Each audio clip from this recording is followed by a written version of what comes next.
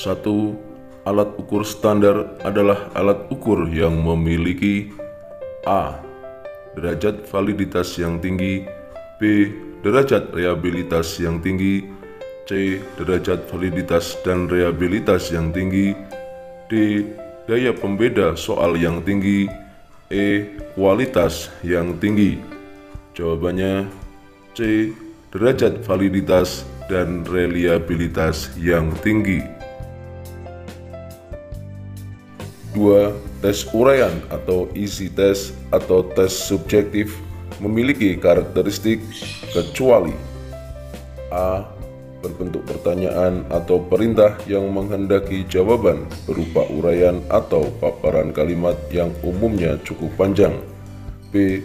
Subjektif dalam penskoran, C. Menuntut testi untuk memberikan penjelasan, komentar, dan penafsiran, D. Jumlah butir terbatas berkisar 5 sampai dengan 10. E. Umumnya butir-butir soal tes uraian itu diawali dengan kata-kata jelaskan, mengapa, bagaimana, atau kata-kata lain yang serupa dengan itu.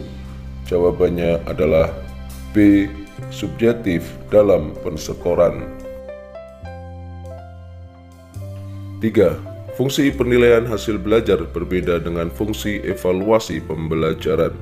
Fungsi evaluasi pembelajaran adalah untuk A. Perbaikan dan pengembangan sistem pembelajaran serta akreditasi, B.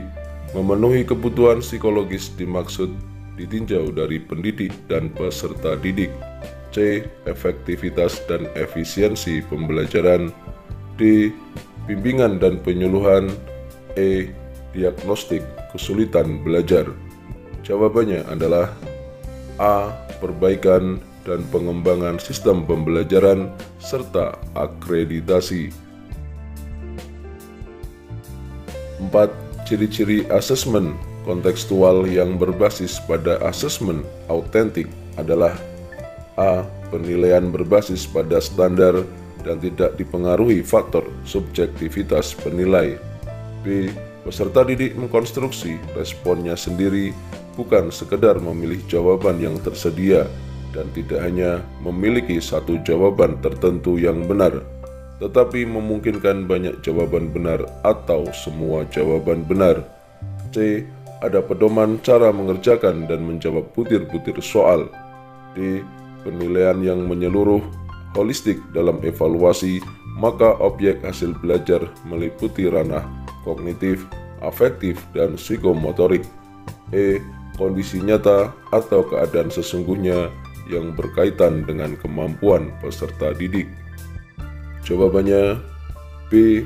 Peserta didik mengkonstruksi responnya sendiri, bukan sekedar memilih jawaban yang tersedia dan tidak hanya memiliki satu jawaban tertentu yang benar, tetapi memungkinkan banyak jawaban benar atau semua benar.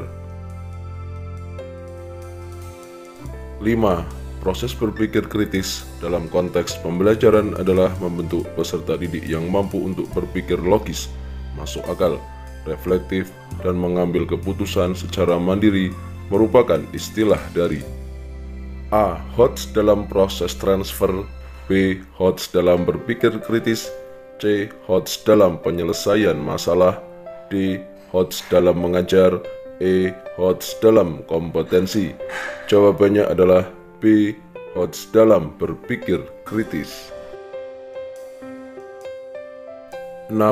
Soal yang termasuk higher order thinking memiliki ciri-ciri, yaitu A. Transfer ilmu pengetahuan, B. Memproses dan menyimpan informasi, C. Mencari berbagai informasi yang berbeda-beda, D.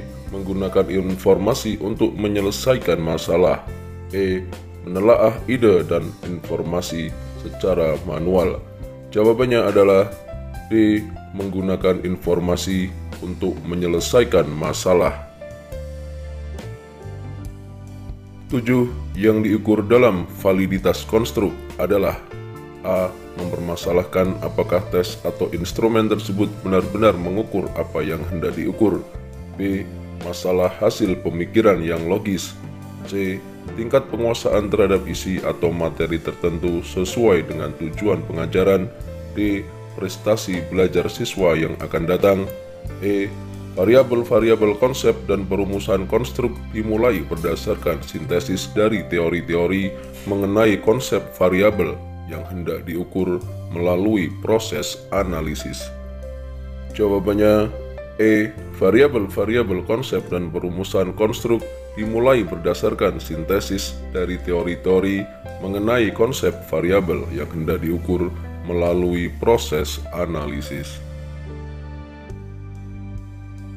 8. Dalam kaitannya dengan hasil analisis butir soal dari tingkat kesukaran, ada pendapat menyatakan bahwa soal-soal yang dianggap baik adalah soal-soal yang mempunyai tingkat kesukaran yang sedang.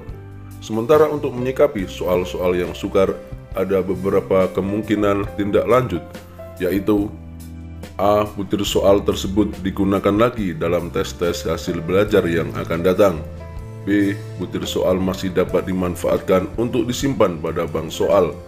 C. Dilakukan analisis sehingga dapat diketahui faktor-faktor yang menyebabkan butir soal tersebut terlalu sukar untuk dijawab oleh testi. D. Dilakukan perbaikan setelah dianalisis atas butir-butir soal tersebut sehingga dapat digunakan kembali dalam tes hasil belajar yang akan datang. E. Dilakukan pencatatan agar tidak digunakan pada penyusunan soal yang akan datang. Jawabannya adalah D. Dilakukan perbaikan setelah dianalisis atas butir-butir soal tersebut sehingga dapat digunakan kembali dalam tes hasil belajar yang akan datang. 9. Apabila tes selalu memberikan hasil yang sama bila diteskan pada kelompok yang sama pada waktu atau kesempatan yang berbeda, disebut A. Efektivitas, B. Reliabilitas, C. Validitas, D. Fleksibilitas, E. Akuntabilitas. Jawabannya adalah B. Reliabilitas. 10. Melakukan berbagai upaya perbaikan agar proses belajar dapat berjalan dengan efektif dan hasil belajar dapat diperoleh secara optimal.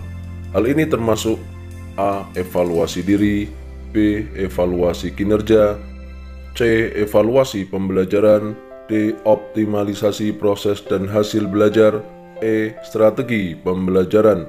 Jawabannya adalah D. Optimalisasi proses dan hasil belajar.